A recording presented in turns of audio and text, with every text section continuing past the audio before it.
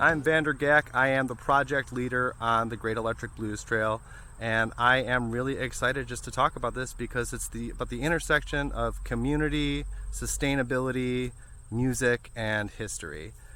I think by celebrating all of those things, we can start telling ourselves a better cultural story, and by creating an electrified tour path, we're making it more sustainable for communities to reach out and communicate with each other through music and through other types of performances. So pledging your support is going to help us create this blues trail, but it's also going to help us create a list of venues that are interested in having electric chargers installed, and that will make it easier for other people who are interested in this kind of work to get involved too. So it's just really starting to get that momentum going, and so we really thank you so much for your support and for helping connect history to the future.